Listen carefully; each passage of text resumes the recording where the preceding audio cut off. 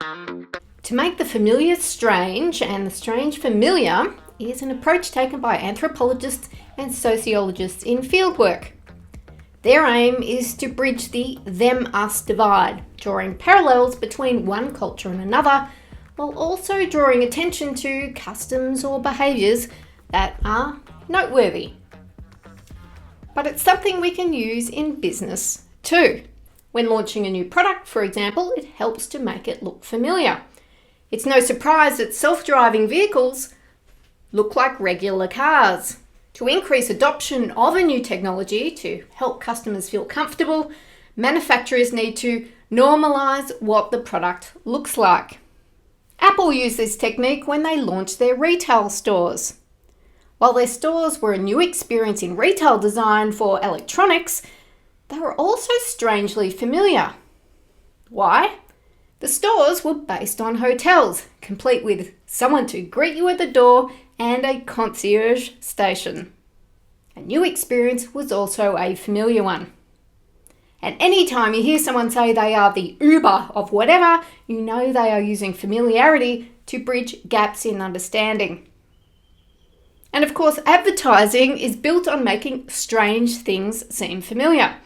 The stranger the product, the more metaphor and even cliche is employed to normalise adoption. In the 1970s, for example, pet rocks took the world by storm. Created by an advertising whiz named Gary Dahl, the pet rock phenomenon hit the nation like a ton of bricks. Advertisers normalised owning a rock as a pet by packaging them in ventilated cardboard boxes with straw bedding, just like a living, breathing pet would have. And over 1 million pet rocks were sold. Did you just trade my future for a pet rock?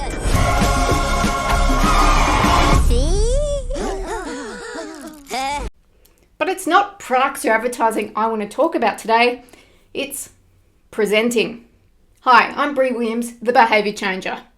In this video, I'm going to share how to make the familiar strange and the strange familiar. Because to present well, you need to engage your audience and transfer knowledge. Here's how. Making the familiar strange to engage attention. The first thing we need to do is to engage the audience's attention. To do that, we need to make the familiar strange. How? By looking at the world and flipping it. In my keynote presentations, I need to convince people that what we think will influence behaviour is not actually what works best. Instead, I want people to use techniques from behavioural science. So, how do I get there? First, I make the familiar strange. What if we have been doing business wrong? This builds my audience's appetite for new solutions. It creates curiosity and interest. The familiar, in my case, is the prevailing notion that people use logic to navigate the world. There's nothing more familiar to us than our own thinking. And every hour or every day, a stream of sense-making, justification and rationalisation is churning through our minds.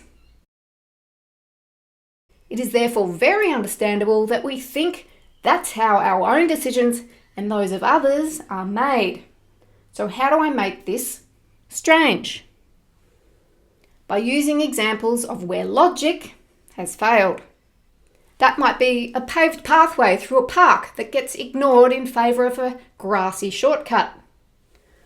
Or an airport baggage carousel that people crowd close to, making it more difficult to find your bag.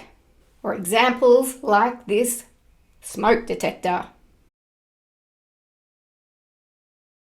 Only once people are open to rethinking what they've assumed to be true can we set about embedding the new idea. It's time to make the strange familiar.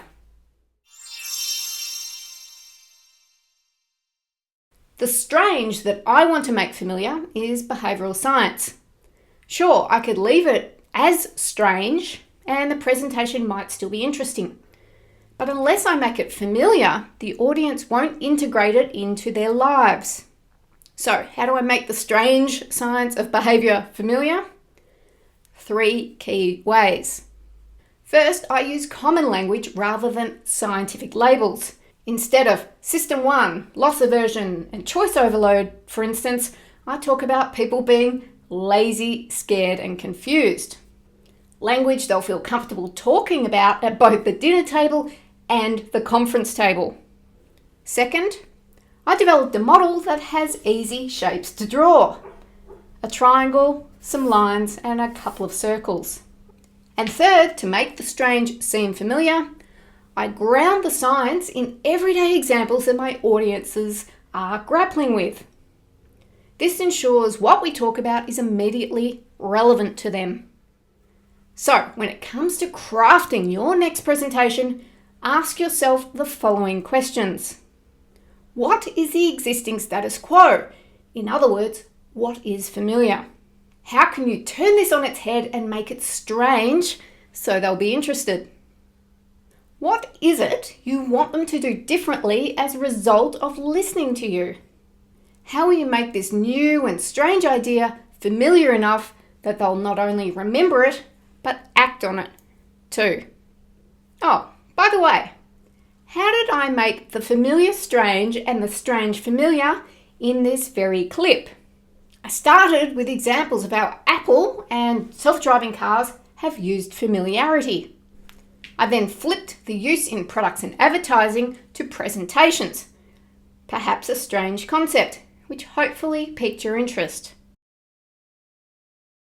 And to make the use of what I've shared familiar enough so you may be inclined to use it, I finished with some very grounded, pragmatic questions. Now, that's not strange at all.